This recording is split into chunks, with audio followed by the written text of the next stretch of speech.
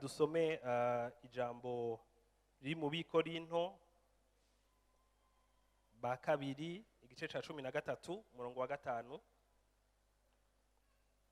haravuga ngo bari mwebwe mwisuzuma mumenye yuko muhagaze mu kwizera ba ari mwebwe mwiraba mbega ntimwiyizi ntimuzi yuko Yesu Kristo ari muri mwebwe shiti kumbure murabahinyuwe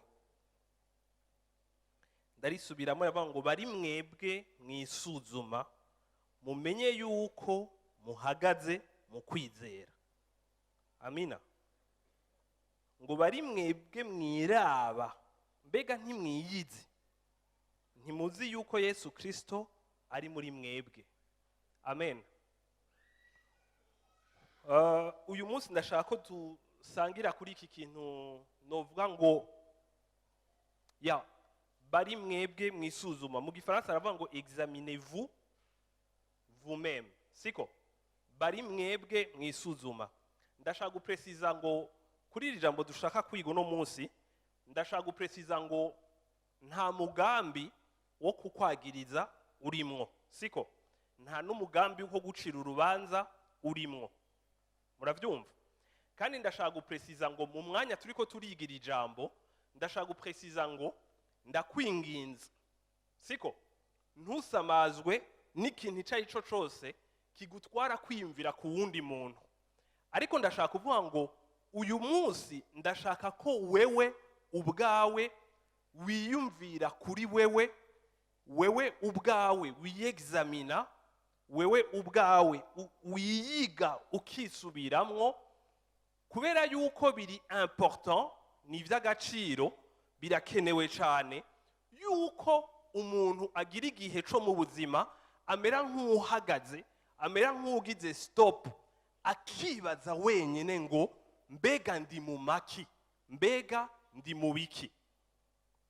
Hari igihe twakunze kubona muri iyi monde yacu y'amashengero abantu umengo n'abapolisi canke n'abarongozi mu buryo bw'igipolisi mu ishengero, umengo nibo bakwexamina, umengo nibo bakwiga, umengo nibo bashaka gusuzuma, nibo bashaka kuraba ko uhagaze canke udahagaze. Ugasanga rero umuntu yaramaze kwimenyereza kwama ari kuri defensive, kwama ariko ashaka kuba kuri defensive kugira ngo niba mwataka ashobore kwiregura. Ariko ndashaka kugira ngo nta muntu n'umwe ajejwe kugusuzuma, nta muntu n'umwe Imana yahamagariye ngo abe ari wagusuzuma, ariko ijambo ry'Imana ritubwiye ngo wewe ubwawe ugira akanya ko guhagarara, ugira akanya ko kugira stop. Siko? Wibaze kuri iki kibazo ngo mbega ndi mu maki, mbega ndi mu biki. Ndashaka kukubwira ngo iyi message niyo umuntu wese afise icifuzo cyo kuja imbere, niyo umuntu wese afise icifuzo cyo kuja kure, niyo umuntu wese afise icifuzo cyo gutera imbere. Kubera yuko iyo ufise iyo uri kuraja nibisanzwe kugera igihe mu nzira ugahagarara ukibaza ngo mbega ndacari ko ndaja iyo nari ko ndaja, mbega ndacari kuri ya nzira. Siko? Kuko utagize umwanya wo guhagarara ngo usuzume, wisuzume, namye nibaza hariho terme bahora bakoresha ngo kwinegura y'abantu bateguye nk'urubanza rwo gukwa canke kugira iki, je crois, mengo niko nabibonye. Iyo bagize urubanza nk'ubwo ugasanga baragize umwanya bavuye mu rubanza bakaja ahantu ngo bagiye kwinegura. Namye nibaza kwinegura ni Kirundi canke ni Kinyarwanda? Ni Kirundi? Ni Kinyarwanda? Bon bref, muracumva mu Kirundi bakivuga gute? Ni Kirundi? Voilà, niko bakivuga bose tuvuge. Siko? kwinegura. Igituma ibi bintu biri important no kubera iki? Gashengero ry'Imana. Mvuge mu majambo y'ikirundi cy'Ibujumbura, siko? Nimba vy'ukuri ivyo urimwo ari vya kweri, siko? Nimba ari vya kweri vy'ukuri ivyo urimwo, nagira ndakubwire ngo nta kintu na kimwe gishobora kubibuza kuzoporta des fruits. Nta kintu na kimwe gishobora kuzibira ukuri kuzokwama ivyamwa ukuri gutegeza kwama. Ariko naho ngira ndagusubiremwo muri iri ruhande rundi. Nimba ivyo urimwo, ibi ndabivuze cyane cyane ku bw'ishengero, nimba ivyo urimwo bisa n'ivya kweri ariko atari vya kweri, shaka usenge ugira ivyo uriko uragira vyose, nta na rimwe bizopfa vyamye ivyamwa vyategezwa kwama. Amen. Amen. Nimba ivyo urimwo ari vya kweri, ngira ndakubwire ngo isi n'ijuru naho vyokoroka, naho vyokubama, naho vyogenda gute, nta kintu na kimwe gishobora kuzobuza umugambi w'Imana gushika ku buzima bwawe. Ariko naho ngira ndagusubiremo iki kintu. Kenshi twokwibajije ngo abantu bo mw'ishengero muri mu vya kweri, abantu badasenga badakijijwe bari mu vya sonde canke mu vy'ikinyoma, siko? Ariko ngira ndakubwire ngo nasanze hari amakategori atandukanye. Mu bantu bo mw'ishengero hari igice, kandi malheureusement jewe ivyo nibaza, hari igice gito kiri mu vya kweri. Gito, je précise, gito par rapport y'ubwishi bw'abantu bahari.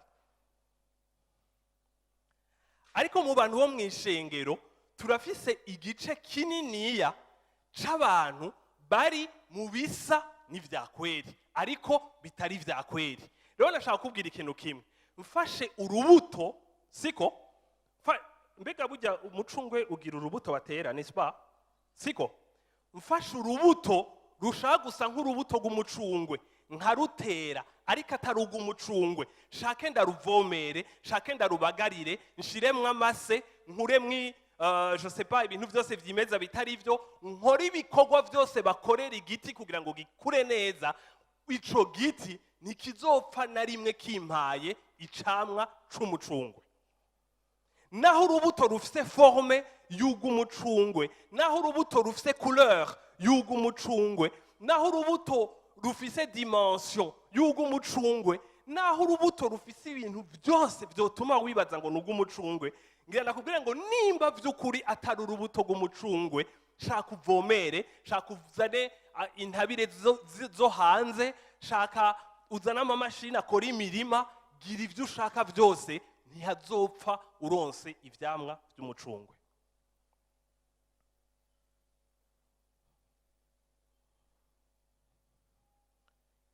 Mu ncamake rero ico ushaka kukubwira ni ikihe?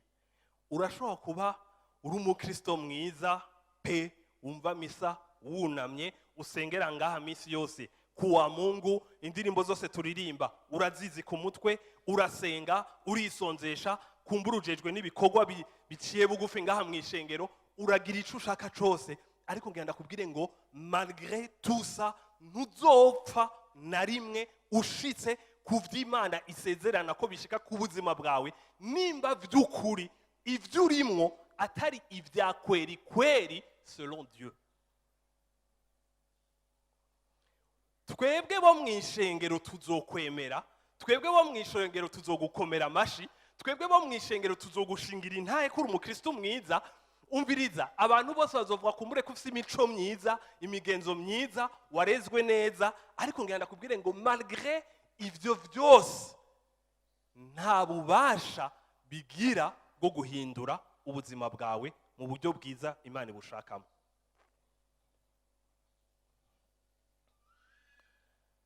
Nico gituma rero ijambo ry'Imana ngaha ritubwiye ngo bari mwebwe mwisuzuma mumenye yuko muhagaze mu kwizera. Ngo mbega ngo ntimwiyizi, ngo ntimuzi yuko Yesu Kristo ari muri mwebwe, ngo kiretse musanze murabahinyuwe. Amen. Urazi biratangaje iyo uravye Yesu Kristo igihe yaza mu isi, ijambo riratubwira ngo Imana yigize umuntu, siko? Ijambo riratubwira ngo ukuri kwiyambitse umubiri, kubera ukuri twaturavye kubona tuguma mu binyoma, hamukuri kuraraba naho kudukomunika kubona ntitwumva ukuri, hamukuri kuravuga ngo reka ninjiye mu mubiri nigire umuntu, basinze kubibabwira face à face, ndabibabwire mu buryo bwumvikana. Uko kuri rero, uwo muco, iyo Mana iraza yigira umuntu, yiyambika umubiri, iza kuvugana n'abantu. Ariko rero nagenda babwire ngo biratangaje cyane iyo uravye ukuri kwigiza umuntu, ukaraba igihe kwigira umuntu, ukaraba ibibazo kwakunze kugirana n'ishengero. Kristo, tu as l'impression qu'umengo umubaza uti c'était quoi ton problème avec l'église? Hari ahantu ubona umengo mbega ikibazo cawe n'ikihe n'ishengero ga Kristo. Kubera yuko Kristo ubona bafashe umugore w'umumaraya, bon non, umugore ariko arasambana, je m'excuse, bafashe umugore ariko arasambana, baraje biruka ngo wabonye umunyavyaha ariko akora ivyaha tumwice. Ariko abo bashaka kuvuga ivyo bariko bavuga ivyagezwe n'abanyeshengero, bahagaze ku vy'ishengero riha agaciro, siko? Baraje bavuze ngo tumwice, ariko Yesu umengo ntashobora kuja ku ruhande rwabo, ahubwo umenga arabasoye, arabaravye avuga ngo muri mwebwe utarigera akora icaha nasubutwa atera ibuye turabe. Harabura n'umwe agira. Name nimvira ndavuga nti Yesu muravye muri Bibiliya urahakwa kumva umengo hageze kwishengero. Okay, tuvuga ukuri, ni ahantu mu muzi Yesu umenga ari brutal. Sigihe yinjira mu ngoro agasanga ko aradandarizayo.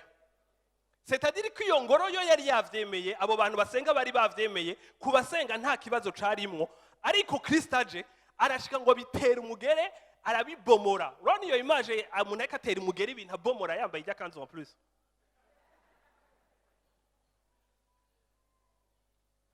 Abitera umugere arabibomora. Ukumva bamubaza uti none ga Yesu, kweki wa mugore utamuteye imigere ngo umubomore, ariko hageze ngaha?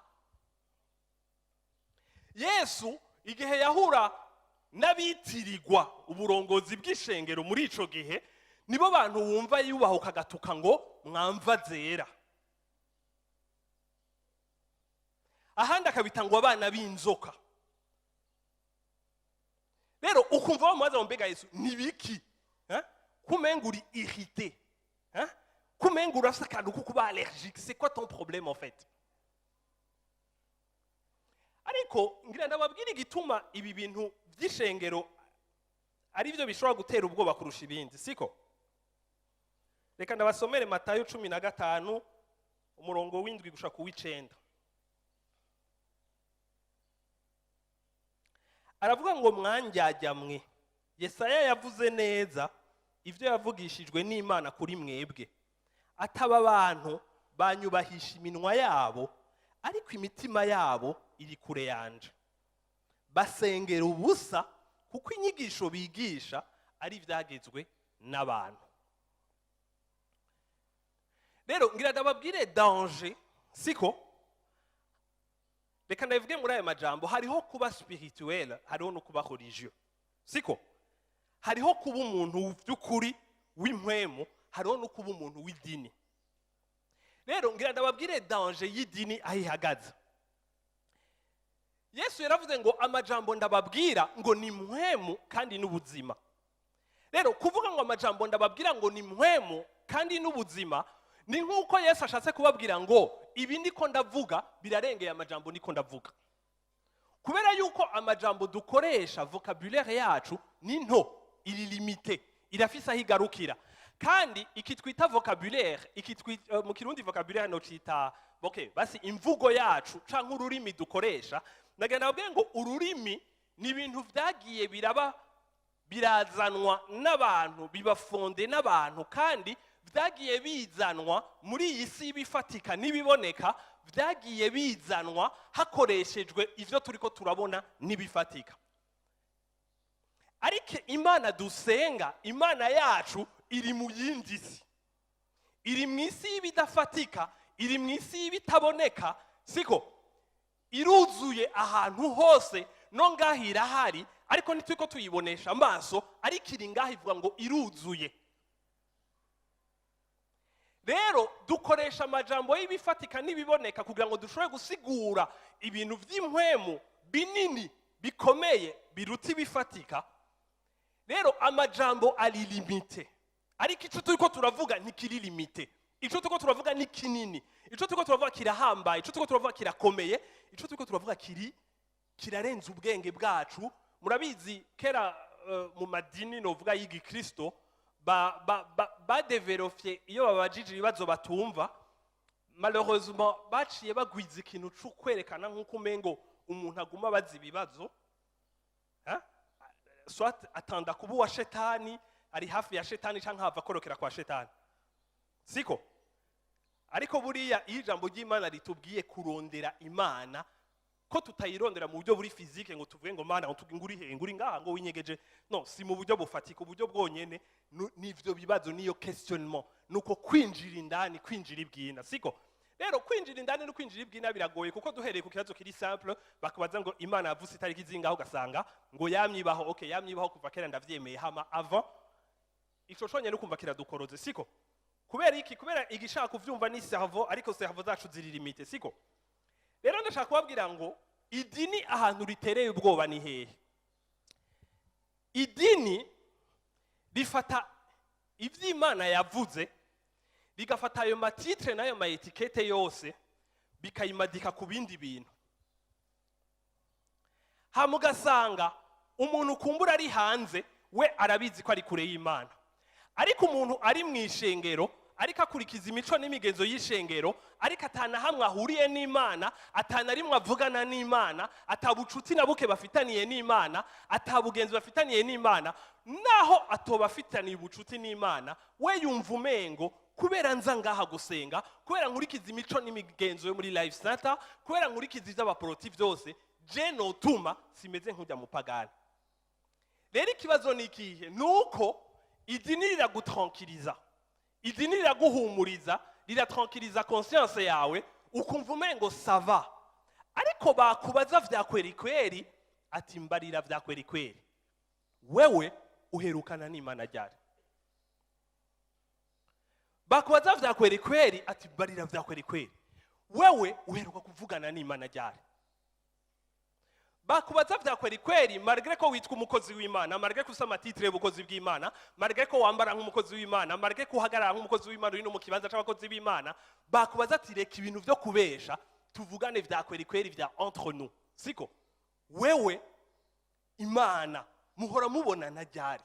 Muhora muganira ryari? Mbega murafise akanya kanyu muri babiri? Ego mu mwanya wa misi yose turirigwana, turagendana, turavugana, ariko ko tumara amasaha ni kuva 9h gushika 10h30, ko tumara amasaha ngana kuriya, vugisha ukuri, turi muri louange na adoration, turiko turavuga ubwiza bw'Imana, turiko turavuga, est-ce que kujya ubivuga niko biri vyakwerikweri? Kujya ubivuga niko biri mu buzima bwawe bwa misi yose? Kujya ubivuga niko ufitaniye relation n'Imana? Kubera yuko niwabisubiramwo, kuko umuririmbyi ngaho waturongoye ariko avuga izi ndirimbo kuko arizo zigezweho, kuko arizo tuko turaririmba, nta kibazo, n'uburenganzira bwawe kandi urafise guhitamwo ivyo. Ariko ndashaka kukubwira ngo nta bushobozi bizopfa bironse bwo guhindura ubuzima bwawe. Ibihindura ubuzima bwawe ni vyakwerikweri. Ibitari vyakwerikweri urashobora kubijamwo nibisanzwe. Nkuko hari abantu baja mu idini ry'abamisulman, n'aya badini yanyu y'abaporoti, n'aya bakatolika, n'ayandi kumbura atari ngaha y'ababudiste n'abaki, umviriza, ayo yose murashobora kuyajamwo nibisanzwe, ni nkuko muri muco w'ikirundi, canke umuco w'igikongomani, canke umuco w'ikinyarwanda, canke ikiganda, je sais pas, canke imico y'abazungu, umviriza. n'uburenganzira bwanyu, nibisanzwe bivanye naho mwavukiye, naho mwakuriye, n'indero mwarose canke n'ivyo mwashimye. Ariko ndashaka kuvuga ngo niko ari bisanzwe kuba ufise idini urimo naho usengera. Ariko ndashaka kukubwira ngo nta bubasha bifise bwo guhindura ubuzima bwawe ngo buzombere nk'uko Imana yaburemeye kumera. Ikintu conyene gifise ububasha bwo guhindura ubuzima bwawe ni vya kweri kweri. Amen. Amen. Mu bukristo bwawe bw'uno munsi ngaha batubwiye ngo ni mwisuzume ngo murabe vy'ukuri nimba muri mu kwizera. Reka mvuge kuri aka kantu kitwa kwizera. Siko?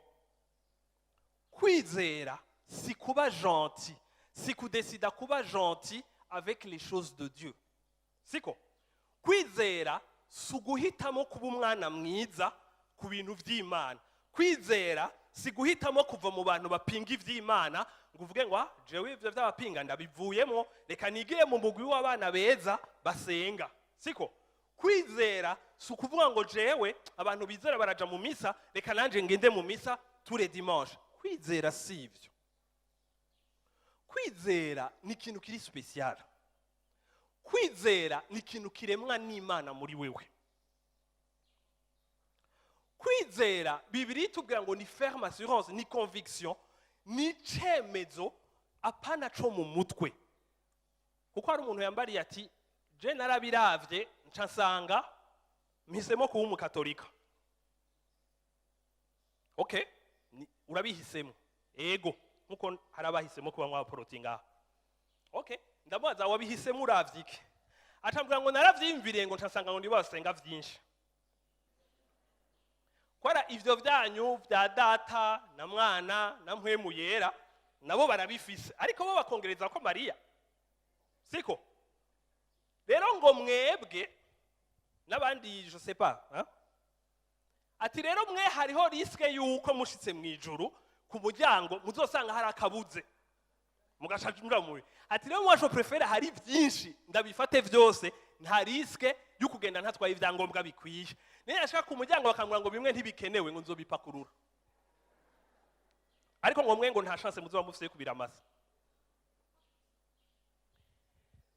Rero nashaka kubabwira ngo abantu barafise impamvu. Narigeze kubaza umuntu umwe kweki yakijijwe, arambwira ndamaze ukababwira ngaha, arambwira ati je naravye mu muryango wanje, sanga umuryango wacu warahonye.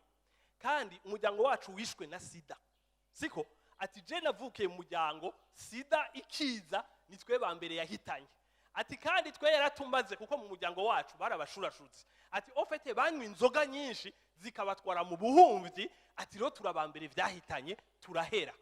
Ati ro ndabiravye nsanga twama turi hafi y'ivyo bintu iwacu.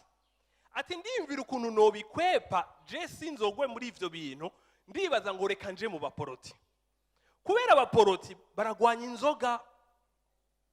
Rero ko bagwanya inzoga bakagwanya n'ubusambanyi, nkaca ndonka abagenzi batanywa, nkaronka n'abagenzi badasambana, nkaronka n'abagenzi batagira iki, bizoma kuba umuntu yitonda, umuntu muzima, kandi bizoma kugira ubuzima neza. None est-ce que c'est pas intelligent? Quand même yimviriye neza kandi la preuve nuko yabishitsemo nta nzoga anywa, sumuzambanyi kandi ça va. Muravyumva? Ariko ndashaka kubabwira ngo nta kibazo ugo n'urundi ruhara. Ariko hari urundi ruhara rujanye n'Imana. Mbega warahuye n'Imana mu buzima bwawe? Mbega warahuye n'umuco mu buzima bwawe? Mbega urafitiraniye imigenderanire n'ukuri mu buzima bwawe? Kubera Imana n'umuco, Imana n'ukuri, Imana n'ubugingo, Imana n'inzira, n'est-ce pas? None ndiko ndakubaza ngo dans la vie de tous les jours mu buzima bwa misi yose, ico kintu murafitaniye relation, ico kintu murafitaniye imigenderanire, ico kintu murabana, ico kintu muragendana, kubera yuko ivyo ukora vyose hari umunsi uzoseruka imbere y'ico kintu. Siko? Rero numva no kubwira ngo ivya kweri bitangura ubunyene, bitangura no munsi, kuko ni navyo vyonyene bifise ububasha bwo gutransforma ubuzima bwawe.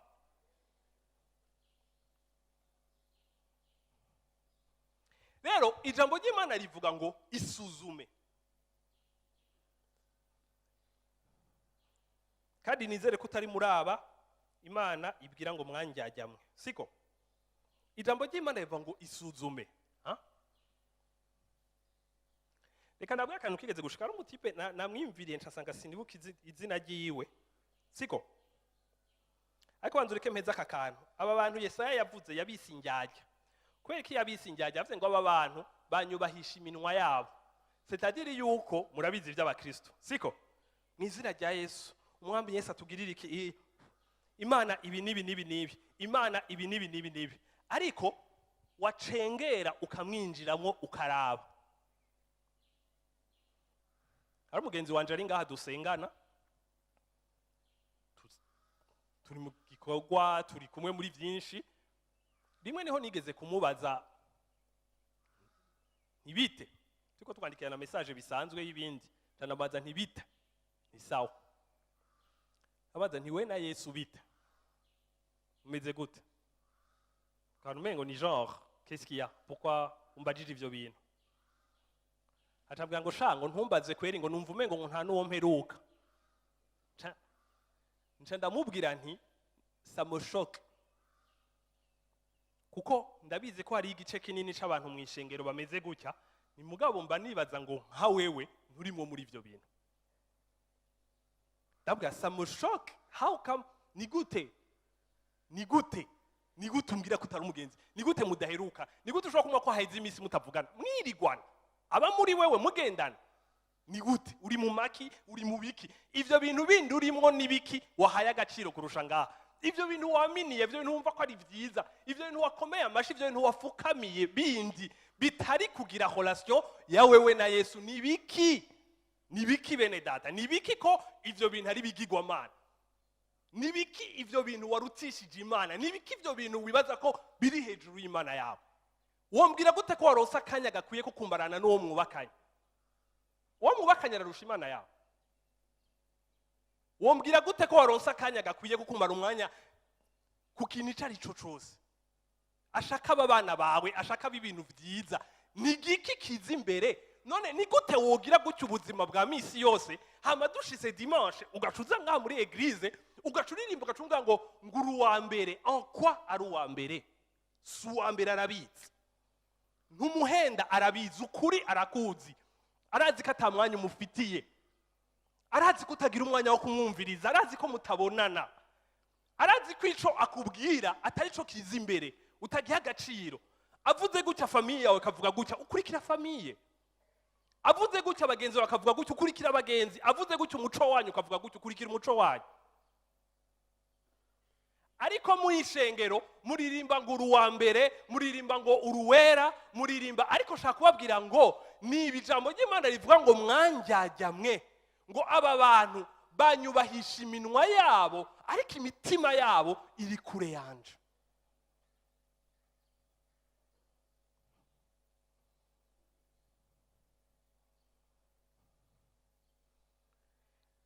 Rero ndashaka kubabwira ngo ikintu ca mbere novuga kiri shoka, mumbabarire canke kibabaza, niyo uravye abantu bitirirwa izina ry'Imana. Siko mu mafenti twese turabizi, turi ngaha, oh haleluya, Yesu ashimwe. Hari umuntu twigeze guhura umunsi umwe ndi mu Rwanda, nza numva mbariye ngo frere bwana sifuwe sana, aranyambira. Nanje ndamwishura nti sava, ngo ngo ndavuga bwana sifiwe sana ukavuga sava, genre ni scandale, urakoze ibara, ni blasphème. Uravyumva? Ndavuga nti je ne suis pas obligé de te répondre. Si j'ai pas envie, j'ai pas envie. Nashaka kubikwishura, ntavyo ndakwishura kandi siwombwira ko Yesu ashimwa si tu veux. Ariko ico nshaka kubabwira niki nuko turafitse ibintu vy'imico n'imigenzo twahaye agaciro, twagize binini, ariko ugasanga kubibamwo ntibikubujije kuba kure y'Imana.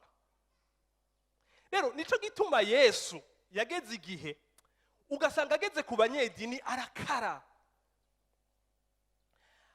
kubera iki? Abapagani bo baje bari bazi yuko ataho bahuriye, bari bazi yuko ivyibo batabirimwo, bamuraba bakamaza ngo bite umeze gute, ivyo babijamo gute, tugira iki? Au moins bo bari mukuri. Ariko abitirirwa ibintu vy'Imana bari muri za hareruya nyinshi ariko uwoharura. Ejo naribajije akajambo ndavuga ntumbiza ndabari ikintu kimwe. Urashobora kwisanga umaze imyaka 20 ukijijwe, siko? Ariko Yesu aje akaguharurira akakubwira ngo mu myaka 20 wamaze 5 uri mu kwizera. Twe tukubonamwo 20 mugabo wakubonamwo 5. Kuko umunsi twakizwa twahishuriwe uyo muntu, siko? Twamenye ko Imana ibaho. Twamenye ko vya bintu naho bitaboneka twarezwe twakuze batubwira ko ibibaho ari ibi biboneka. Ivyo gusenga twarabijamwo kuko twakuriye mu mafamiye y'abakristo baja mu misa, ariko ko dukura twaraca ubwenge tukamenya ngo ni ibintu vy'amacroyance. Muravyumva? Ariko umunsi umwe turadekuvra, duhura na tumenya ko abaho. Ndibuka naraje gusengera mu bakizwa ntarakizwa. Rero nkumva ibintu bariko baravuga ntashe nca ndavuga nti aba bantu bavuga Imana nk'uko umengo vyo bari vyakwera iyo bibaho. Petere kuvuga ko kajambo nca numva muri je hanjemo ikibazo ngo kuri wewe rero si vyakwera. Kuri wewe ntibaho. Nca ndatangazwa nuko je narinzi ngo ndemera kwibaho, ariko mbonye abavyemera gose nca numva kumengo babigize birefu gabanya kuko nivyo dupfa kuvuga si vyakwera. Buhoro buhoro nca ntangura kubwiza ukuri Imana. Ndabwira Imana none gamana abaporoti bavuga ngo wewe ni gutya na gutya, bafite n'igitabo cabo. Abakatolika bavuga ngo wewe ni gutya na gutya, bafite n'igitabo cabo kimeze kirya c'abaporoti ariko co gifite ibirenze. Ni waja kwiga abaporoti bazokubwira ngo abakatolika barongereje ko, ni waja kwiga abakatolika nabone bavuga ngo abaporoti hari ivyo bakuyemo. Abamizuruma nabone mukunda kwitirira shetani kurusha abandi bose, nabo nyene bafite igitabo cabo, kandi nabo nyene hari ibitabo byinshi byo muri Ancien Testament duhuje. Naho bavuga nti mbega ni ya partiri ya ryari vyabo bicika shetani sindabitora neza. Rero ndabwira Imana nti nimburi Imana ukabubaho ukaburi hejuru ukabuzi vyose, wewe urandusha kumenya je ndi umwana navutse jo bundi, urandusha kumenya yuko kwisi babesha. Abantu barabesha. None gamana wewe uzomuhora yuko ntemeye ivyo bavuga, none nomenye ivyakwera ari ibihe. Nyiyereke wewe niwanyereka ukuri nkanka kugukurikira wanyiyeretse aho uzoba ufise icumbwira. Mugabo ntakuzi sinokurikira umuntu ntazi kandi sinomenye ivyakwera mu vyo bakora barambariye ivyo arivyo. Buhoro buhoro ntangura relation yanje n'Imana muri ubwo buryo. Yaranyiyeretse kandi yashaka kuyisororera kora je ntari umuporoti. Yo shaka kuyisororera ntaja gusengera mu baporoti, numvuye ko kameme ngiye mu baporoti ndasiziraje nda mana umbarigati nawe yenyene mbwira kuryoheye kabe naje muri ibi bintu kabisa, numvunye yene ndayisororeye. Ariko buhoro buhoro igendera nyiyereka bivanye n'umutwe wanje n'ubwenge bwanje naho ngeza, igenda iranyiyereka kuko Imana jewe inyiyereka mu buryo buza kwemeza jewe, ariko wewe nawe ukeneye kwiyereka mu buryo bwemeza wewe, kugira ngo ukwizera kwawe ntiguhagarare ku mafilozofi n'ivyo twe tukubwira n'amajambo menshi, ariko guhagarare kuco Imana yakoze indani muri wewe. Paulo yavyo ngene naza kubavugisha sinaje ngo n'ubwenge bwinshi n'amafilozofi, kuko umuntu ashatse kukwizera kwanyu guhagarara ku bwenge bw'abantu n'amafilozofi menshi. Kandi ukwizera kwawe ntigukwiye guhagarara ku vy'abantu bakubwira. Rero turaganira n'umuntu ambwira ngo bakunda kuvuga ko abana b'abapastori en général baruhira kuba abantu babasazi cyane. Ntaba mu mutima ndimva ni usanga bataba barakizwa. None ko babikuriyemwo twe twakuze basi tuja muri katolika, ariko uravye nk'abana b'abapastori bakuze baza muri ibi babigenderamwo baririmba izindirimbo, la forme ari ya yindi nyene, la question icizani none wewe warigeze urafise relation iri personnelle yawe n'Imana, wewe warigeze uhura n'Imana. Nimba mutigeze muhura ivyo bindi nta bubasha bufite byo gutransforma ubuzima bwawe, ivyo bindi bizotituka niko ijambo ry'Imana ritubwira. Imana itegeza kubititura biteza kunyeganyega hama bitituke, ariko ukuri konyene niko gukiza, niko kubohora, kandi niko gutwara umuntu imbere no mu ngabire yiwe. Amina.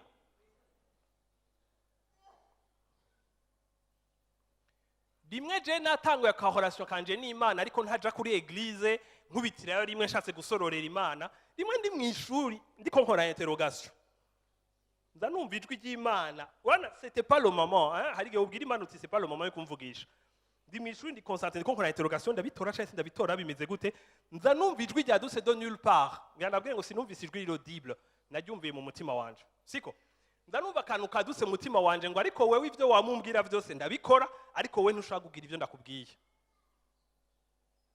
ndavuga namaki habaye iki turashwanye qu'est-ce qui se passe wadutse gute uvuye he kwe kuza amasaha ya interrogation bari kubimbwira mu gatondo tuvuge canke mwijura amasaha batubwiye nawe gusenga qu'est-ce qui se passe ariko numva ivyambwiye nivyo kuko je nari bazi imisi mpima ndabe ko Imana ari yakweri hama mu vyo napima yaguminyiyereka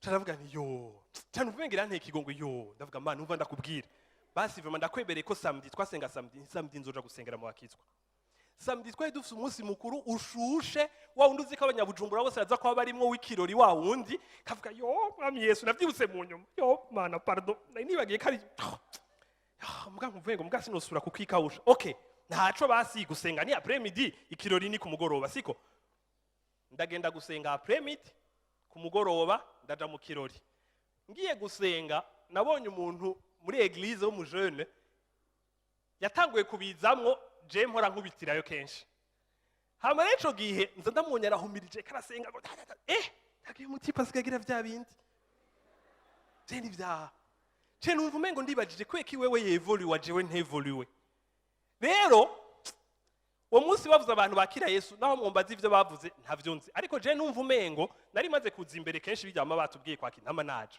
siko ariko rero uwo munsi nahora nza nkatwenga twasha ngo subiramo ngo mwami Yesu ndakwakira umutima wanje ndahevye ivyaha vyanje vyose nkaca ntwenga ni nawe no bikubwira uco twenga ndabiheba gute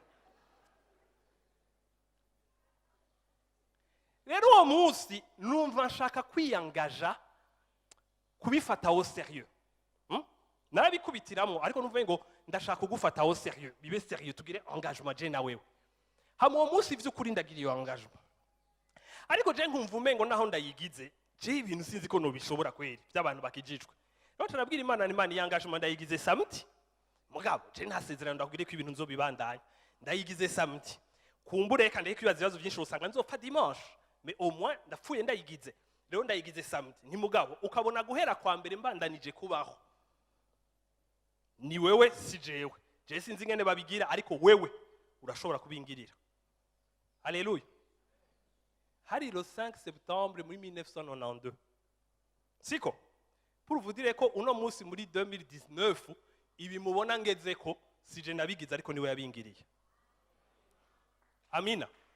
amina rero ndashaka kubabwira ngo harigeze kugera igihe muri eglise hari akaririmbo namuzi umutipe yaho aririmba kumengo rabihe byo mu Rwanda izina rya Yesu riri n'ububasha na nzajandi rimbira Imana murayibona yitwa gute Alexis voilà rero uwo mutipe mu ndirimbo yaririmbye hari igihe yigeze kuririmba avuga ngo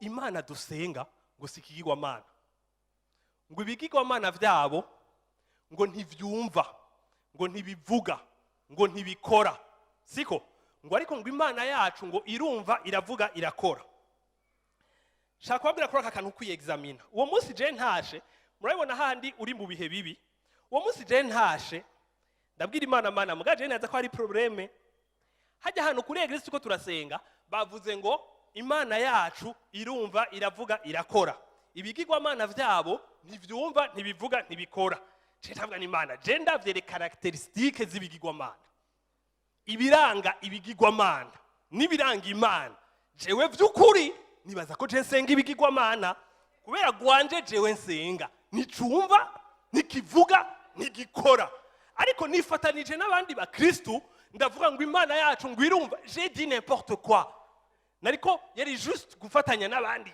sinkemeke simboneke nabi mu bandi ariko vyakweri kweri numvise umengo nirokonesa muri kijya kindi kurusha uko nirokonesa muri ibi vyakweri rero ndavuga ni Imana je ndibaza ko hariho probleme rero nyereka ikibazo kiri c'est quoi le problème kuko nimba ari guhindura no hindura ariko ndonke vyakweri mu ncamake c'Imana yakoze nikihe yanyeretse ingene mu nzira nageze igihe nariko ngendana n'Imana candamanuka ingazi ngenda ku rwego rw'ibigirwamana. Rero irambwira ngo ubu uri kugendana n'ibigirwamana, nico gituma ibintu bimeze gutyo. Ndabwira Mana, ibigirwamana je nzi ko ari ibintu by'ibistatu by'ibikarton by'ibibaho bagira, je sais pas. Nari nzi ko ari byo bigirwamana. Uravyumva? Ariko Imana irambwira ngo igihe cose wikawushije uvuye muri jewe wa kweri, ivyo bindi uri kurakora nibigirwamana. Rero gabene data muri Kristo, ndashaka ko hari abantu benshi ngaha abasenga ibigirwamana. Kumbura ikigirwamana cawe ni ishengero rya Life Center. Kumbura ikigirwamana cawe ni umupastor ahagarara ngaha imbere. Kumbura ikigirwamana cawe n'ubugwi wa louange na adoration. Hageze kuri wo kumbure ntiwosiba, wobikurikiza, wotonda, wogira ibintu byose. Ariko hageze kuca Imana ikirakubwira, ibigirwamana vyawe nico ibindi ivyo ni nkuko Imana yohagarara ikavuga ngo abandi bo urabumvira. Ni nkuko Imana yohagarara ikavuga ngo abandi bo urafise umwanya wo kubumva, bo kumviriza. Ariko ndashaka kukubwira ngo Imana itaboneka, Imana idafatika, benshi muri mwebwe mwayikwefye kumbure kubera itaboneka idafatika, muca mufata ibifatika n'ibiboneka mubana kuri ivyo oya. Ariko ndashaka kubaza ngo ufitaniye imigenderanire iyihe niyo Mana itaboneka, niyo Mana idafatika, ariko Imana ibaho, Imana ya kweri irusha ivya kweri vyose kubiya kweri. Mufitaniye relation iyihe?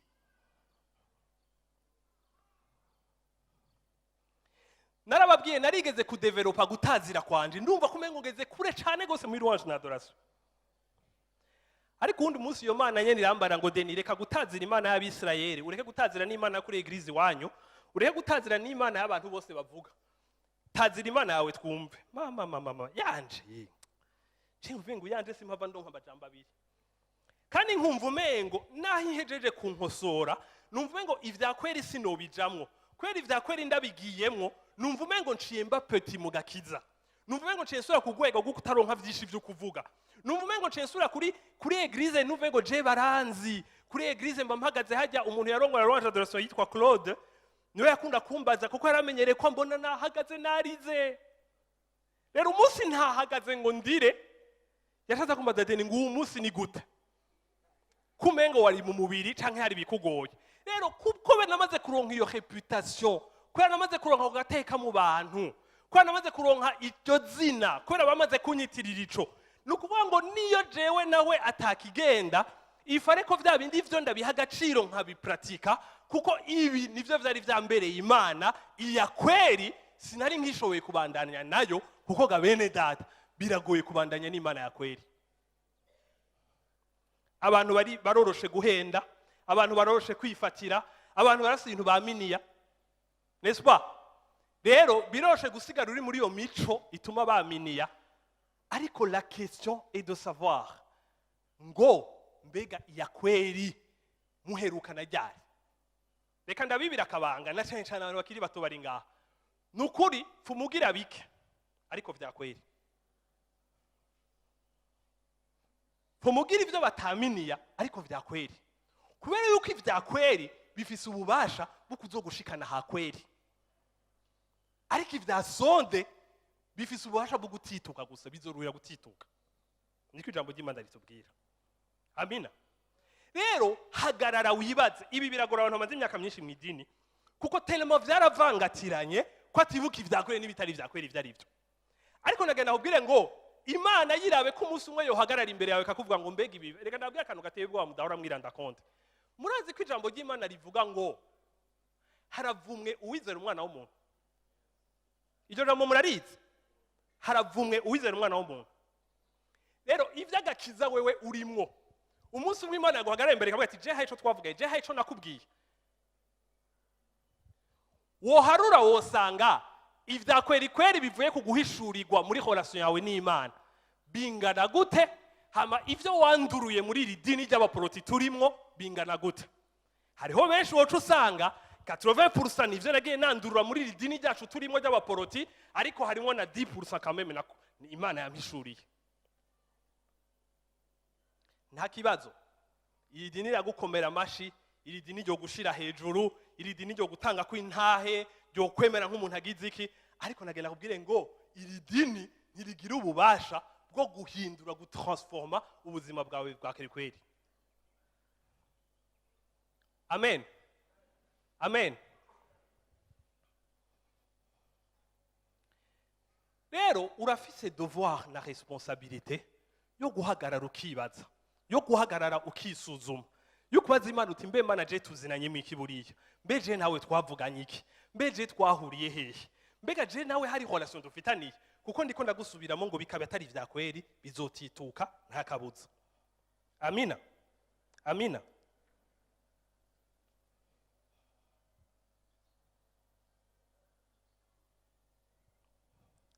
Yesaya yaravuze kuri aba bantu bitwa indyarya, siko? Ariko mu Bagalatiya nahone ntaho nsoma igice cya 3 umurongo wa 3, siko? Baravuga ngo Abagalatiya b'ibijuju, niko ijambo ry'Imana ribita, siko? Mubari no munsi sinzi ko ndi brutale canke iki, ariko nababwiye kata mugambi wa condamnation rimwe. Abagalatiya bavuga ngo Abagalatiya b'ibijuju, ngo mwahereye mu vy'impwemu none muhereje mu vy'umubiri. Kandi ibi vy'impwemu bari bahereyemo vyari ibihe? Kwari ukwizera Imana, babona ubushobozi bwa mpwemu yera, batangura kuvuga mu ndimi, batangura gukurikira ico Imana ibabwiye no kurongorwa n'ico Imana ikirababwira. Ariko bagera ahantu barakubita frame.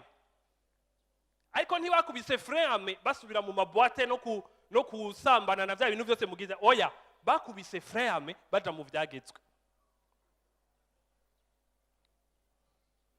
Bakubise frame baja mu vyagezwe, ivyagezwe bisa neza, bisa nk'ibikristo, bisa nk'ibintu vyejejwe. Ivyo nivyo bakubise frame bajamwo. Ariko ijambo ry'Imana yaze ngo Abagalatiya b'ibijuju. Kuko ngana bari ikintu kimwe. Iyo uvuye muri relation yawe na Yesu, ikintu coroshe gucujamo n'ikihe n'amabwirizwa. Nimwe uzamva umuntu atanguye kukubaza ngo mbega ngo hewe ngo kuri eglise wacu ngo bega ngo turemera ivyo kunywa inzoga, mwe nande? Mwe nande? Ufise Yesu muri wewe, none wumva gute? None ivyo ndi kurambaza vyo kuri eglise wacu tuvyemere canke ntituvyemere, siko? Est-ce ukora ivyo twemera kuri eglise canke ufitaniye relation wewe n'Imana yawe?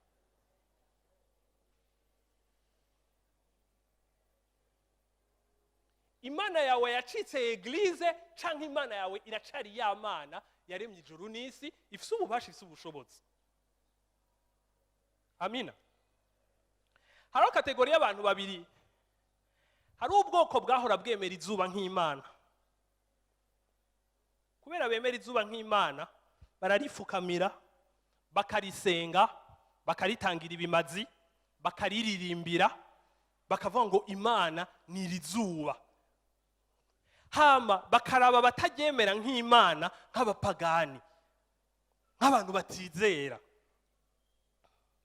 Ariko nashaka kubabwira ngo babandi bataryemera nk'uko abo baryemera, bo bakiha kwiga ku zuba, kuraba ingene izuba rimeze, bakaraba ingene ijya mishwarara yaryo iyo bayiexpojeje ko hari ukuntu ishobora kuzana vitamine kanaka mu mubiri, kandi izo vitamine zikaba kutagwara. Bakarengera ijya mishwarara yabo iyo bayifashe bakayikanaliza bakayishira ahantu hamwe, ishobora kubazanira electricité. Iyo electricité umuyaga nkuba, uwo muyaga nkuba ukabashikana ku bintu bikomeye.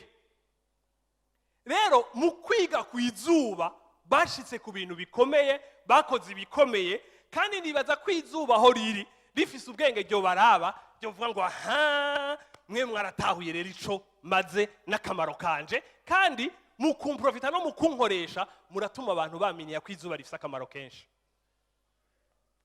Ariko abandi bagumye barivuga, barifukamira, bariririmbira, bariha ibimazi, bagira ibiki vyose, atariko bariko bararirondera, bariko barashaka kugiga no kurimenya, ntaco barikojeje.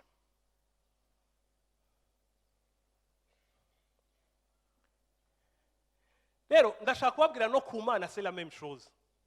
Urashobora kwiyinstara juste mu bintu vy'idini, ariko ngenda kubwire ngo hari abayirondera, hari abashaka kuyimenya, hari abashaka kuyidekuvra, hari abashaka kumenya ingene impeze, hari abishaka ati none gamana wewe ko numvise bavuga ngo umeze gutya na gutya, iki nacone ni gute? none wewe nimba umeze ukugamana ibi navyo ni gute? Muri uko kurondera no gushaka kumenya Imana, ijambo ry'Imana ngo abayirondera ubudahumeka nibo bazoyironka. Ariko nimba utigera urondera Imana na rimwe wewe, uravyumva? Ariko ukibaza ngo uzohora witaba amasengesho ya karandi juru n'amasengesho yose tugira ngaha, usengera ikibazo cawe, ugwaje canke wowe ugwaye canke ugize iki, umvize nakubwira. Ndagenda guhebuze nabwiye ngo nturi uwa mbere abaye mu idini, nturi n'uwa nyuma. Aya madini yamyeho kuva kera, abayapfiriyemwo bapfuye kuva kera, abatigeze bashika kuvyo bespera babayeho kuva kera, abatigeze babona ubushobozi bw'Imana bamyeho, nta gishasha uzanye, amadini yamyeho. Ariko ndashaka kuvuga ngo abarondera Imana vy'ukuri, abashaka kumenya Imana vya kweri kweri, abicara akavuga ati none gamana kutavuga, none gamana uri hehe, none urinde, abanka kubandanya mu bintu ivyo ari vyo vyose, me bakavuga ngo Mana ntajanye nawe sinzogenda. Abicara bakarondera Imana vya kweri kweri barayibona. Kandi Yesu yaravuze ngo harageze igihe aho abahimbaza bahimbaza mukuri, ni kuvuga ngo ni vya kweri kweri no mu mpwemu.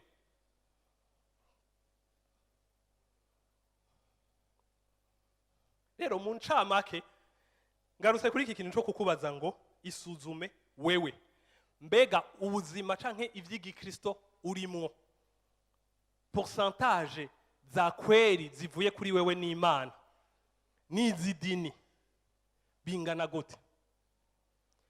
Kandi ni wicara ukavuga uti Mana je ntaho tuzinaniye, Mana je taco dupfana, je ntituri abagenzi, je ntituri proche, Mana je ndi proche nabanaka kurusha uko ndi proche na wewe. Siko ni wagera ahantu wicara ukitora ikosa, ndakwinginze ngo ntupfe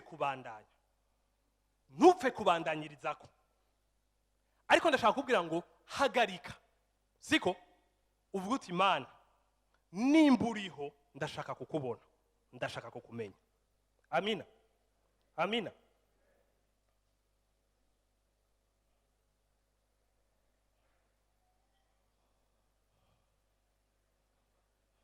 Rero ijambo ry'Imana riratwereka ibimenyetso bizokwereka ko vy'ukuri uri mu vy'Imana canke utari mu vy'Imana, siko? Ijambo ry'Imana rivuga muri Matayo igice c'indwi umurongo wa 16 n'u17, haravuga ngo muzobamenyera ku vyo bama, ngo ntawe ushobora kwamura, rimwe nababwira ntawo kwamura icamwa c'umucungwe ku ndimu, n'est-ce pas? Rero ndashaka kuvuga gato kuri aka kantu ka muzobamenyera ku vyo bama. Ndashaka kubabwira ngo nta numwe ndagutumye ngo usuzume ngo urabe kari wakweri canke atari wakweri, siko? Kandi nta nuwo ntumye ngo agusuzume ngo arabe kuri wakweri canke atari wakweri, n'est-ce pas? Ariko ndagutumye wewe ngo wisuzume. Ngira ngerageze kuvuga mu buryo bwumvikana kuri iki kintu kuko kirimo amakosa menshi turacihendamo, siko? Ijambo ry'Imana rivuga ngo uzobamenyera ku vyo bama, siko? Muri Galate naho hageyemwo bakavuga ku vyamwa vya mpwemu yera, n'est-ce pas? Rero muri Galate bakubwira ngo laisse-toi diriger par l'esprit de Dieu. Uravyumva? Siko? Kubera yuko muri wewe urafise mpwemu w'Imana, kandi muri wewe urafise n'umutwe wawe, cerveau yawe iri conditionné n'ivyo uzi, kumbure n'ivyo wize na culture yawe n'ibindi, ariko urafise na mpwemu w'Imana. Rero Imana ikubwira ngo nureke uwo mpwemu w'Imana aba ari warongora ubuzima bwawe. Hama gaca rivuga ngo ni iryo jwi ryo mu mutima, kubera ko ijambo ry'Imana rivuga ngo uyu munsi niwumva ijwi ryiwe ntukomantaze umutima.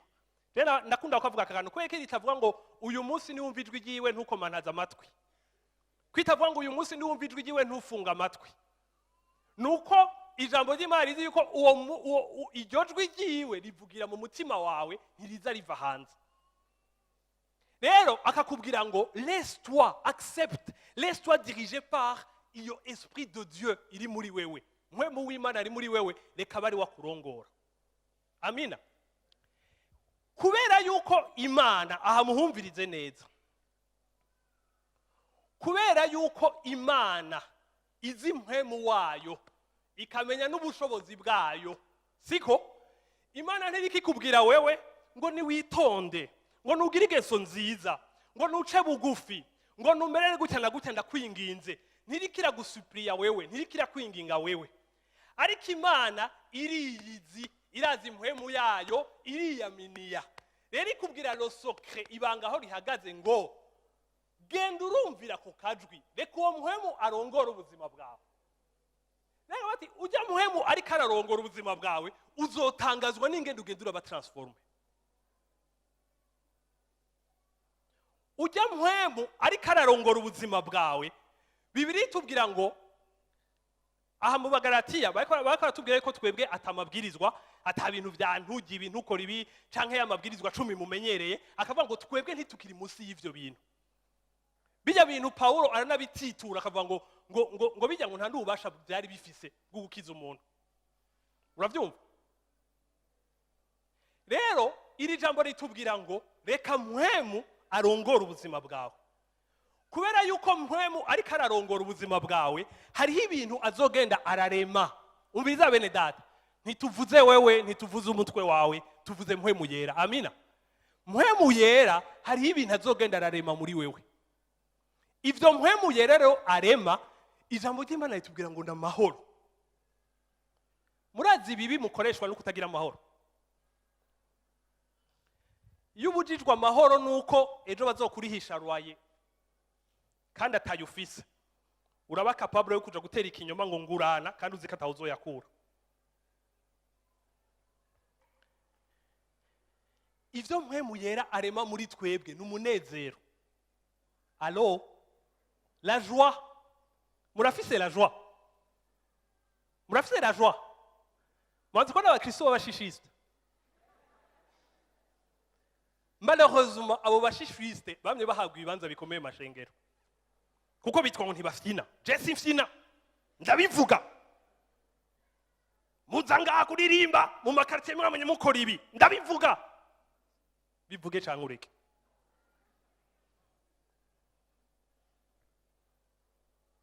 ariko Bibiri kwereka ngo ikizokumenyesha muhemu yera iyo ariko ararongora ubuzima bwawe azana amahoro siko azana umunezero azana urukundo azana guca bugufi mwazi ituma azana guca bugufi arakwemeza uwuri akakwemeza kubona ufite Imana muri wowe ingene nta kintu coza kiri hejuru yawe so nukeneye gusumburuka ngo wereka abandi ko nawe uri à l'aise urashobora kwicara bose basumburutswe kubera uti nta na kimwe gishobora kunyaka icondi rero ducishwa bugufi nuko ata complexe tugifise ducishwa bugufi na assurance dufise na estime de soi dufise rero muhemu yera Bibiri kugira ngo nivyo akreye indani muri wewe ariko cyo shaka kugira niki ivyo bikurimwo ivyo bizogukoresha ibikorwa vyiza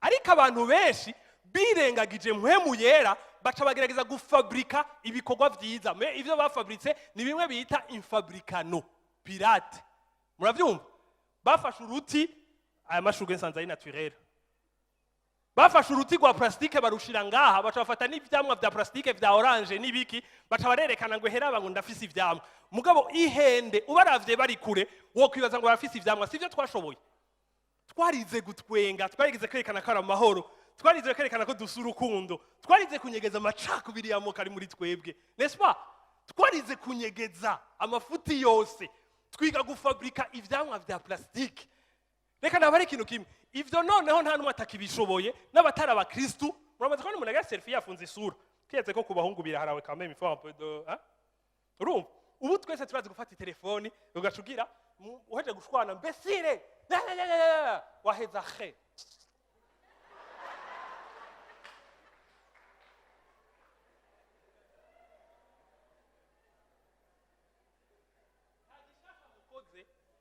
nta gishasha mukoze kuko nta numwe atazi kubikora ivyo ubuyo rero na wewe biroroshe ko twese twa dutwenga barasifiwe twerekana ibi nibi siko ariko abakwegereye n'abazokwegera bakaza kwamura kuri ivyo vyamwa bazobashoke kuko bazoshika bakore kugwama gwawe baje kumviriza ko kahiye cyane katarasha bagikore ko bumve kiragumye kirakomantaye nibihenda bakakijya bazopfa kuko plastique ntibayijya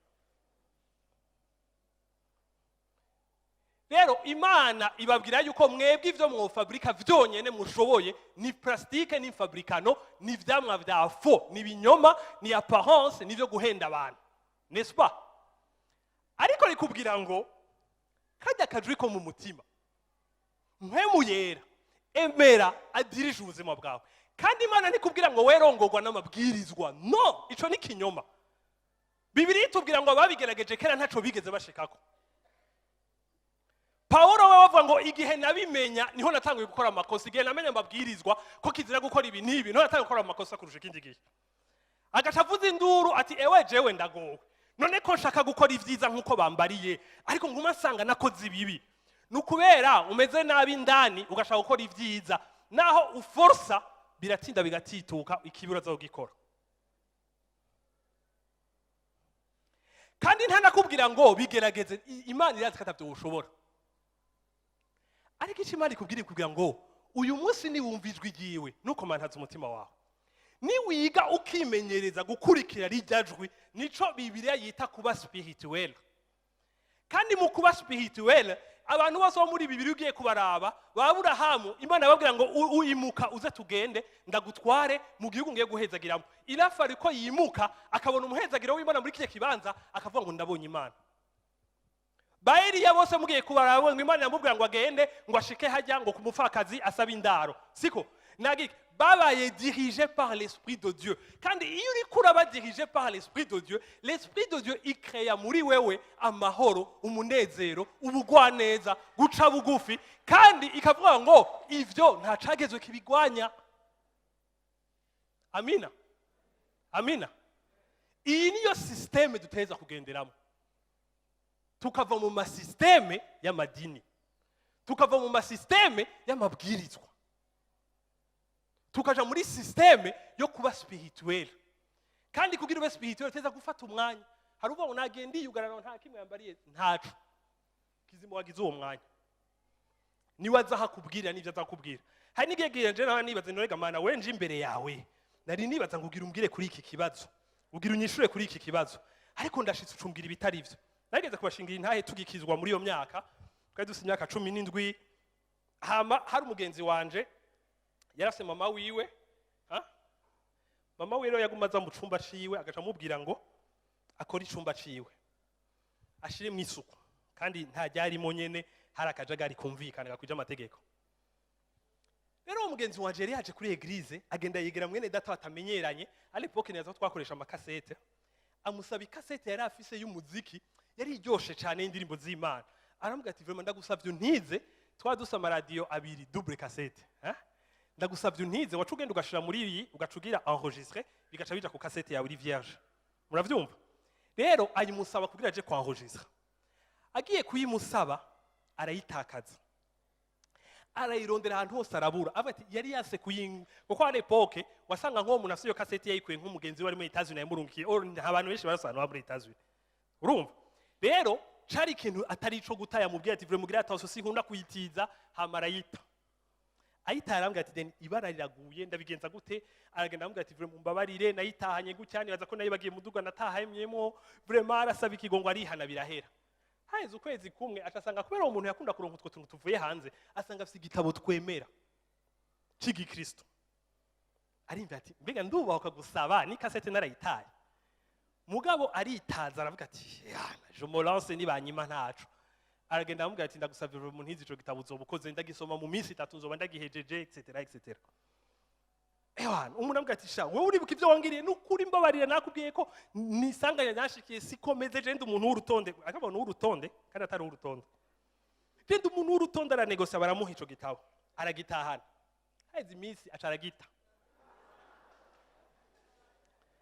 agitaje ati deni ndakubwiza ingene ibintu bimeze sishobora gusura kuri eglise sishobora kuja imbere yiwe none nzovuga iki gadeni narasavye ibigongwe na explique narageze iki ndagaru donc ndiko ndabuza peut-être ndigisuma ndiko namubesha urumva umva ayikarabimbwira hano ko namaze gituma taje kuri eglise ati sishobora il faut qu'on aura solution ndiko ndarondera basi umuntu no gituma kinzanire nanje nzokimwishura imbwa usishobora deni ndabikubwiye sishobora kuza imbere yiwe kuko ayikansigura ingene bigoye hama turi wabo turi muri chambre wiwe arasigura ingene bigoye kaze mama waraje arashitsa agaca yigura umuryango ariko nakubwira ico cumba mama ndafise ibindi bingoye wana ugara uwo muryango mama ni icumba cawe canke ni icanje ugara uwo muryango rero ndagikora ugara je nkaca nkangukwa kuko je sinakuze tubwira mama gutyo oya kwera ariko gushirako akantu kitwa gakofi kumvikana ni atacu wakoze yarakaguha donc urumva niwo kuyazarda ngumubwire gutyo je nkaca nkangukwa nkabashoke ngavuga ni wow muravugana gutya na mama wanyu okay uyango kumaza kubimbwira ngo icumanze ukimbwira incuro zingahe la okay birabara okay hama mu nyuma turataha tuca tuganira ivy'Imana rero hamwe tuja mu ntahe ndamubwira ico Imana yambwiye gukora hama ngiyeyo bica bigenda gutya na gutya acambwira ngo mwagadeni ngo kuri ivyo bintu bikuravuga vy'ijwi ry'Imana jewe ngo sinokubesha ngo kuvejo ngo na mama atarinjira mu cumba ngo naguma numva ko Imana imbwira gupanga icumba canje ngo kandi ngo nkanka wow ndambwa wo mutuse kujya mama wawe n'Imana yabikubwiye ukanka ndavuga ko manaza umutima kwere ngo yavuruma kandi gibani barenga no munsi ngo ntashe ngo nico kinshikira ko nti okay taho bikore arataha arapanga aragira isuku mu cumba aje gupanga icumba agiye gusunika ivarize yabikamwe ibintu yumva inyuma hari bloke agiye kuraba ikintu kiblotse inyuma azabonye hariyo ca gitabo niyo cakorokeye siko aca tora igitabo ciwe gutyo bisigura yuko solution yari mu Imana yamubwiye ariko naho yaja mu misa akagira ibindi byose kumvira ijwi ry'Imana ntivyarimo rero ikintu gikunze kwica abakristo ni ikintu nuko iyo mwibajije ku ijwi ry'Imana mwibaza ngo risha bibabwira bijya mwe mwibaza no rirashobora kubwira gukubura rirashobora gukubwira gukoropa twamye dutinya kuva kera baratubwira ngo Imana ngo yisavye umugore ngo ikiraba ngo umuntu ameze ukuntu abona icyo tubona hari bwasabe mbwa nabitahure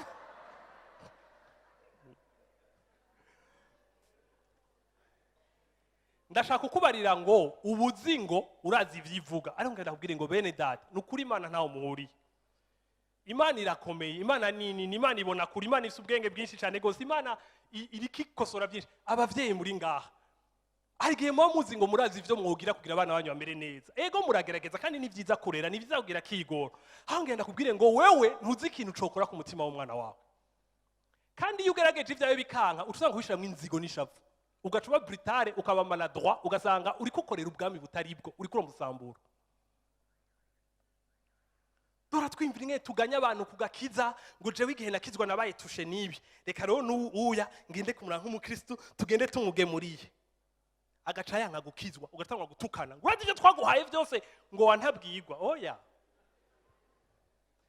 ndakwinginze ngo nukuri uyu munsi ni wumvijwe yiwe nuko mantaza umutima amina kandi ni watangura kubona mu buzima bwawe siko ukumva nta mahoro siko ukumva nta munezero ukumva nta rukundo icara kubita ikorosi genda wicare n'Imana ubaza uti Imana ko nzi ko wewe presence yawe izana amahoro n'umunezero kubera ikimerewe gutya hari igihe kubura amahoro ari sinye y'ikintu Imana ishaka kukwereka kushira ku murongo hari igihe kubura umunezero ari sinye y'ikintu Imana ishaka kukwereka kwa justa rero ivyo nta wundi muntu numwe azobikubwira ni wowe uteza kuja muri ca cumba cawe kugara ukabaza Imana uti bite bimeze gute kwiyeta umengo siyo na lisanse kujamwe n'est-ce pas hama ntuhave wiyagiriza ni wasanga ibi vyose utabifise ngo ucuva ngo jewe ngo sinzi ko nkijije cyane ntakijije umviriza hari igihe bihari kugira bisinyare ariko ndashaka kukubaza ikintu kimwe urafitaniye relation yawe n'Imana nje mu busutwa naho naye nababuje kuja mu busutwa bwo kwiyumvira abandi abakozi b'Imana bose mubona bamwe mwamini yango abavuga gutumwa nivese badashaka ibike abantu bazoza kuvugishwa ibinyoma uravyumva bamwe bose mwamini yango bafise ingabire bagize iki Bibiliya ntivuga tuzobarabire ku ngabire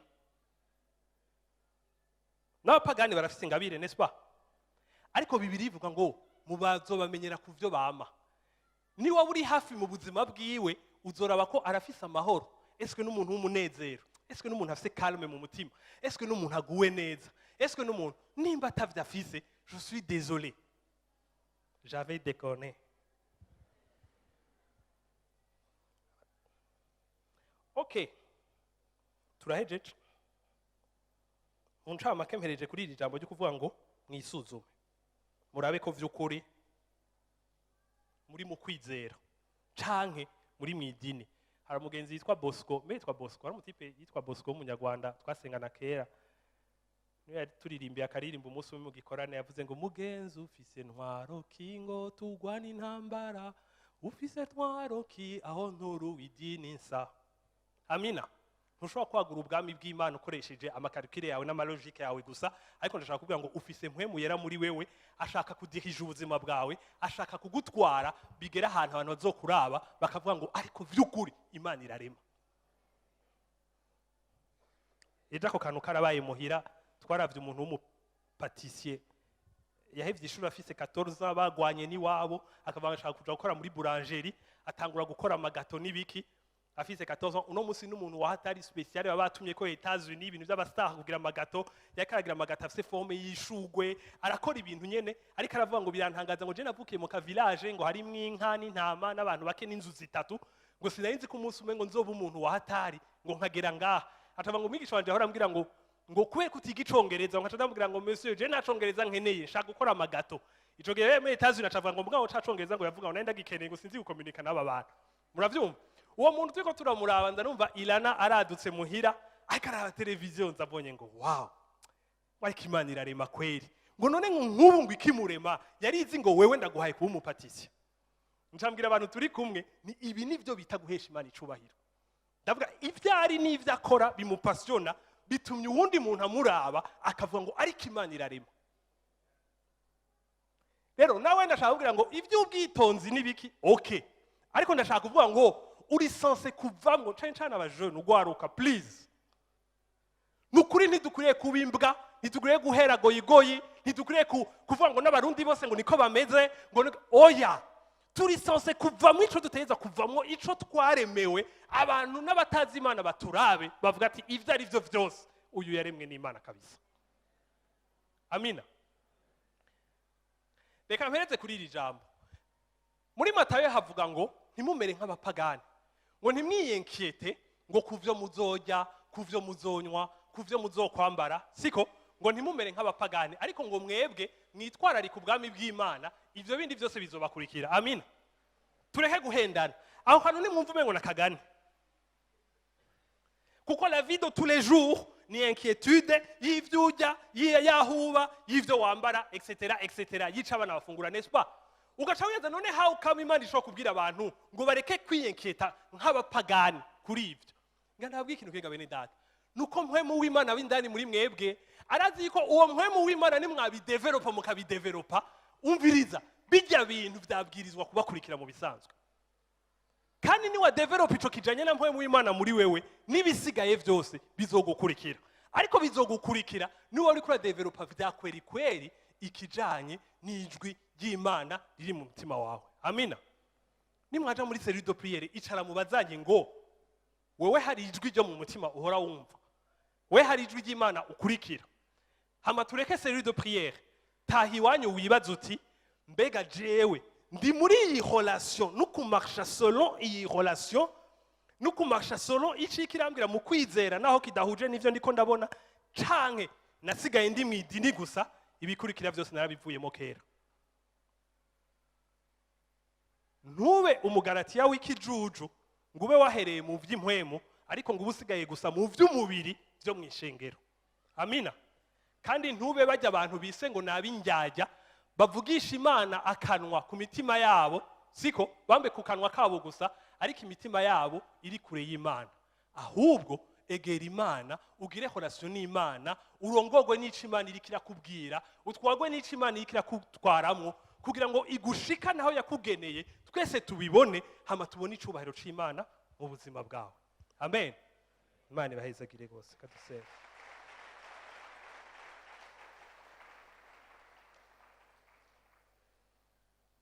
Amen.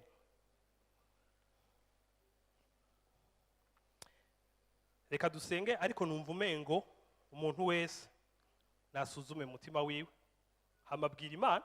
Nimba uvuga Imana je sinzi watakariye mu nzira ndagaruka muri 1990 nta kibazo.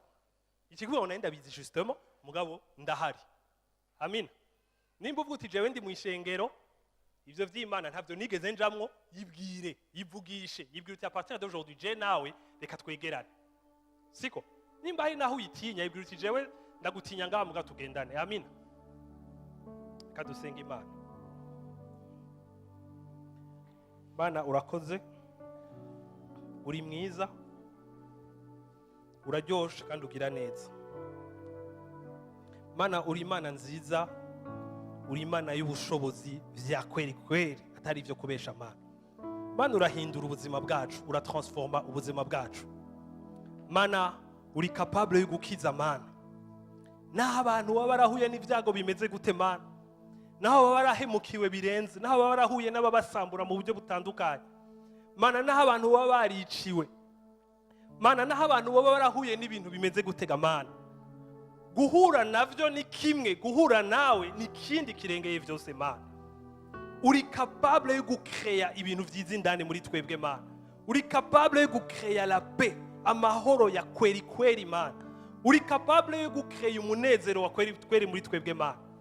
Mpwemu yera uba muri twebwe, utekeye muri wewe ayo mahoro, uwo munezero, ugo rukundo turabifise biri muri twebwe Mana. Si ivyo gusa n'ibivyo mu buryo buboneka Mana. Mana nta kagwara na kamwe kari censé kuresista la présence de Dieu mu mibiri yacu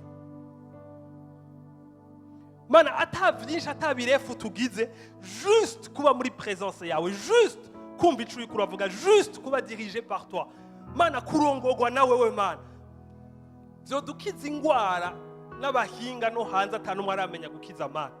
Mana uri capable kuduha amagara meza, uri capable kuduha imibiri myiza Mana. Si ivyo vyonyene n'ivyo mw'isi ifatika Mana, nta na kimwe kitari censé kudukurikira Mana.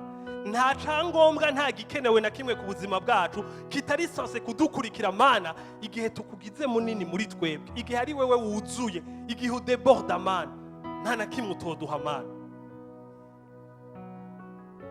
Mana mw'izina rya Yesu ndasenze, mvuga ngo nkuko ijambo ryawe ribivugaga Mana, nyiganyiza ikintu cose kitava kuri wewe mw'ishengero no mu buzima bw'abantu bawe Mana. Ikitakuva ko cose gisambuke, ico twakuye ahandi hose atari kuri wewe Mana, gisambure Mana.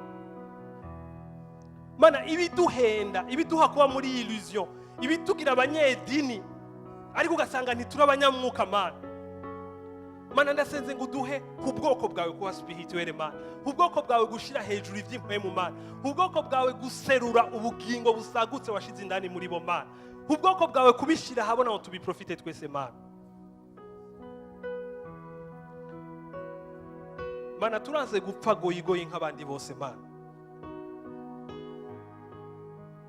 Mana turanze kuba abantu b'imico myiza gusa no kwitonda ariko atabushobozi buri mu buzima bwabo Mana. Si ukubiri Mana, si ukuvyitwa, siko bimeze, siko wabiremeye oya Mana.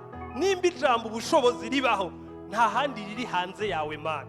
Reka ubushobozi bwawe mu manifeste mu buzima bw'abana bawe, reka ubushobozi bwawe bwiyerekane, reka bagendere mu bitangaza Mana, reka bagendere mu kuba transforme Mana, reka bagendere mu gukira, mu kubohoka Mana.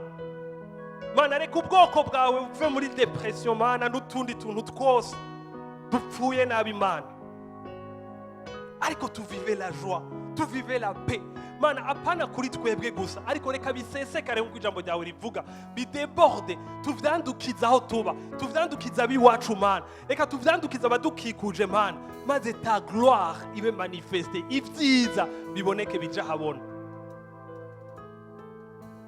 Mana. Reka tuvive agakiza ka kweri kweri Mana, nk'uko ijambo ryawe rivuga Mana. Mana ushoboze umuntu wese muri kino kibanza n'abadukurikirana kuri internet Mana, umwe wese ahaza kuba ariko arisuzuma, ahaza kugira uwo mwanya wa introspection, ahaza kugira umwanya wo kuraba muri we vy'ukuri nimba ari Imana canke ari ishengero gusa canke ari idini gusa Mana. Ndaseze ngo muri uwo mwanya ubane nabo, ubamurikire, ubereka aho iswata ryabaye, ubereka aho bihendera Mana, ubereka ivya kweri, ubamurikire Mana, ushire umuco wawe kuri bizima Mana, bashoboze kubikurikira Mana, kugira ngo guhera iki gihe n'ikizokurikira cose Mana ntidusubire kubaho n'importe comment, ariko tubeho selon ta puissance, selon ton esprit Seigneur. Urakoze Mana, nuhabwa icubahiro muri vyose, imizina ya Yesu tugusenze, amen.